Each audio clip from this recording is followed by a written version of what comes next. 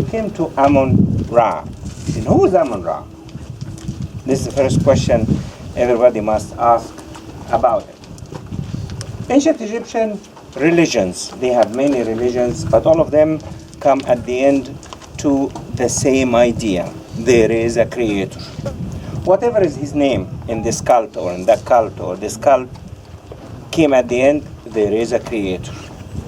Then one of the oldest cosmogony about the creation was in the top north in a city was called the City of the Sun by the ancient Egyptians. They worshiped the sun as the creator.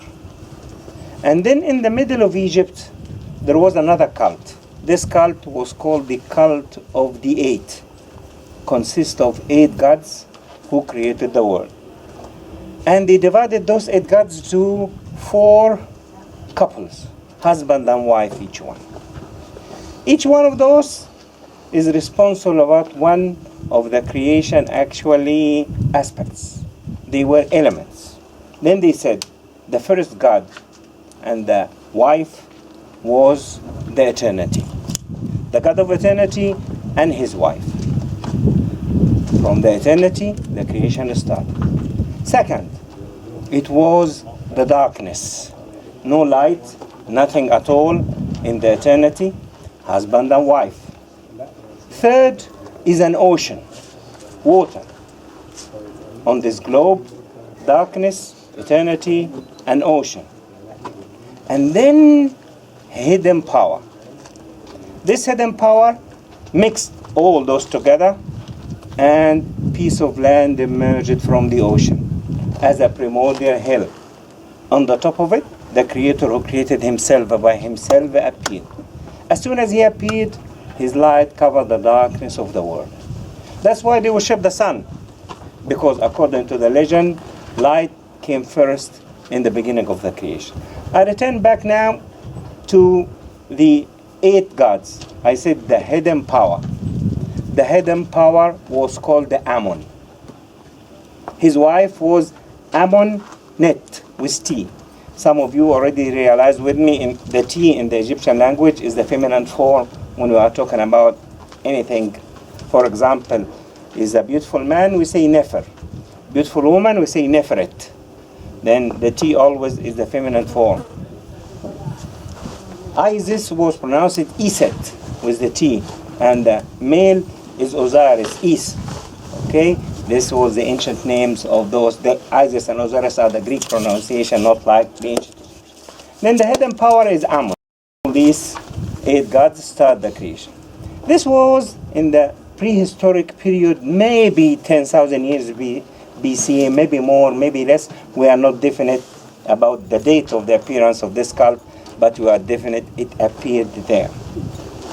Then we don't know actually when Amun was picked up by himself alone from those 8 gods in the middle of Egypt and moved to Luxor, the city which is called the Luxor today, and they let him marry a local goddess there. His wife was called the Amunet, but the other one was called the Mut in Luxor. And every god and goddess must have a son. Trinity, triad. Then there was Amun and his wife Amunet, and the son was called the Khunsu, who was the god of the moon. And he was considered there a local god of the area. Historical wise, Egypt, if you remember, as I mentioned to you, in the 3,000 years, we had 3 kingdoms. Old kingdom, and then intermediate period, and then middle kingdom. Second intermediate period, which was invaders. People came to Egypt, conquered Egypt, occupied Egypt for almost 300 years. Those people were called the Hyksos. Means the foreign shepherd. They were migrating, looking for food, found a country stable with the new weapon, as I mentioned to you, horse and chariot. They conquered Egypt, they attacked, they defeated the Egyptians for almost 300 years. And they divided Egypt to about 3 big parts. Part in the north, completely run directly by them. And they had a new captain in the north. And they worship Seth. You know Seth. the brother of Osiris. Because somebody asked me, is Seth really was the evil god and so on? Actually, it wasn't. It was a very powerful god. You know, when we talk about the God, we say, God is the kind, God is the merciful, but also God is the vindicator, God is the punisher, okay? God is the one who kills and the one who creates in the center. Then they separated these two aspects. The kind one is Osiris, the tough ones are Seth. Then they were in need of Seth in a war to kill the enemies, in punishment, in all such a thing. Then those Hyksos picked up Seth, which most of the books say the evil god, and it was the god of this kingdom. In the same other parts of Egypt were like allies, ruled by Egyptians, but following those Hyksos, paying taxes, no trouble, we are in peace together, do whatever you want, pay us every year this amount of tributes, taxes, everything is okay. The people of Luxor in the south were doing fine in the 300 years, economical wise. Then the country was going very well in the south. Then people of the north, the Hyksos, realized if the economy is so good in the south, this is dangerous. Because people can be strong, can be rebellions, can do problems to us. Then it's a funny story, but it's a true story. The funny story is the king in the north sent people and a messenger to the people who ruled Luxor, and they welcomed him as usual. They made him a big party, but he said to them, the king in the north is not happy with you. Why? Because he cannot sleep every night. Why he cannot sleep every night? The hippopotamus in the river in Luxor, which is 1,000 kilometers from the capital in the north, is making noise. And he cannot sleep because of this noise.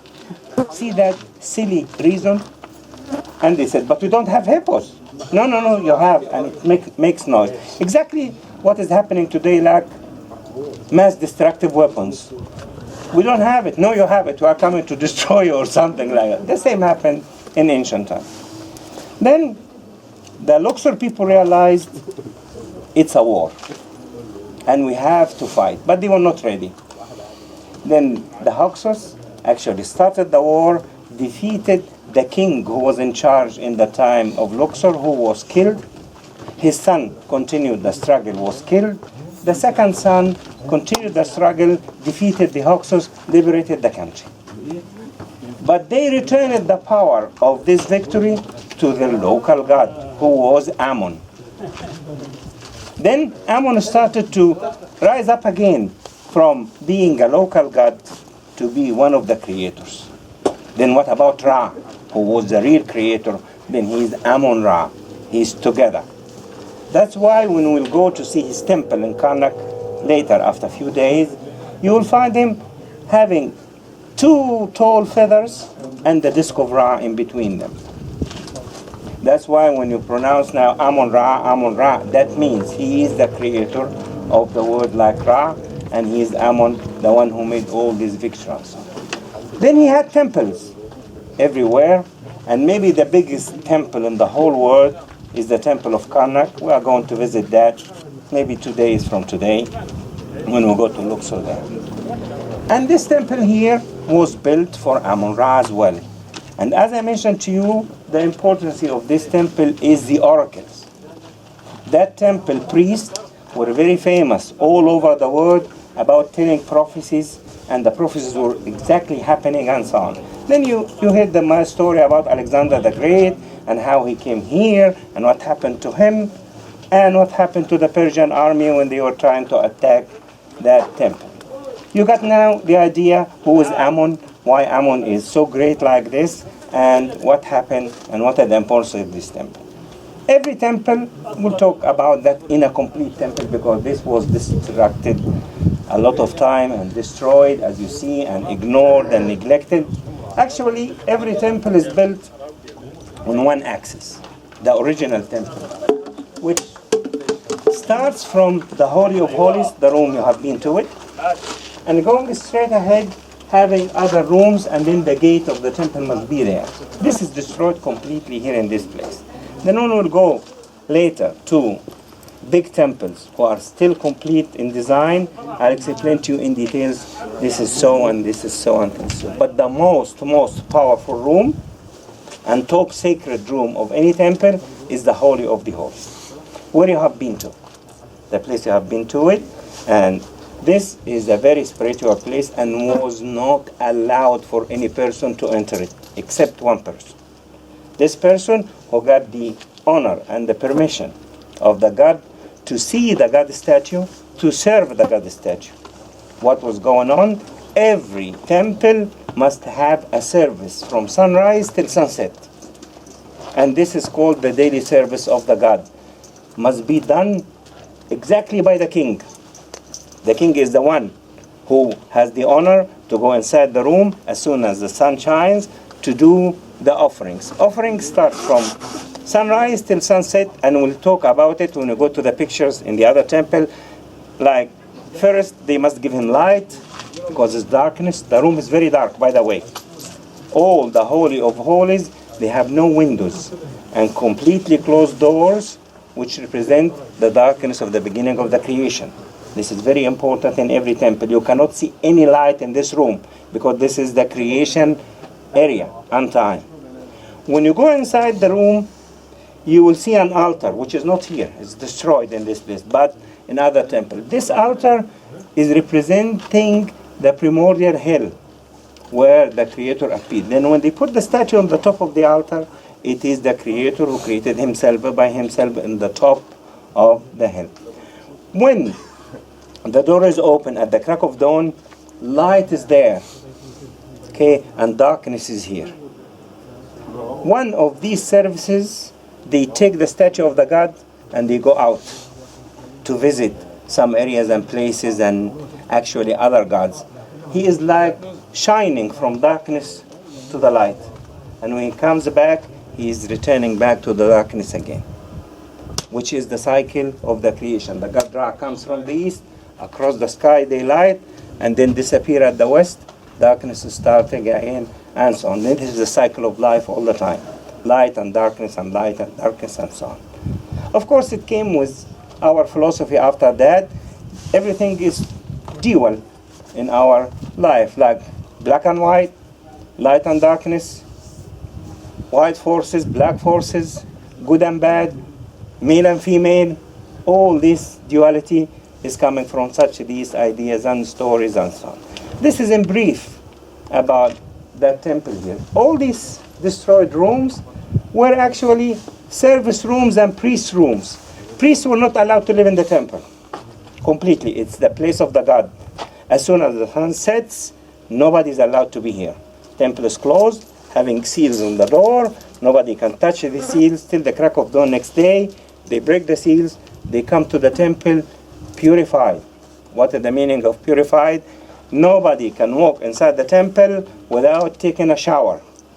Then always the temples have a sacred lake, a lake next to it, and we'll see that when we go to some other temples where the fresh water of the Nile is there, and the priest must dip themselves and come out pure, bare feet, serving the God like a person.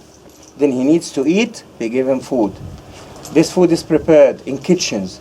Then there are priests cooking, there are priests cleaning, there are priests doing any service you can imagine for a great king. Imagine there is a palace and a great king and hundreds of servants are serving him. The same idea with the priest.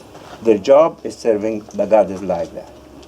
And of course they have grades. The priests themselves, they have different grades. This is grade 1, grade 2, grade 10, and so on. And everyone had a limited area to walk through it according to his grade. Only one was allowed to enter the room of the god, which is the high priest, who represents the king. You remember I said the king is the only one who's supposed to do it? Then instead of that king, in thousands of temples daily, there is a person who's doing that. We call him the high priest. But when you look at the pictures on the wall for the service, the king is the one who's doing it. Then the high priest is doing the service in this sacred room. And when he finished, the end of the day, he had to clean his feet, steps, to pure the place, close the door of the room, and everybody is evacuating the temple and leaving the temple after that. This is quickly in brief about Amun temple, because this is your first, for most of the newcomers here, first time to see a temple and what is temple and so on. Do you have questions about it? About Amun? Probably lots. Are you going to bow for me? Everybody bows. I'm your God here.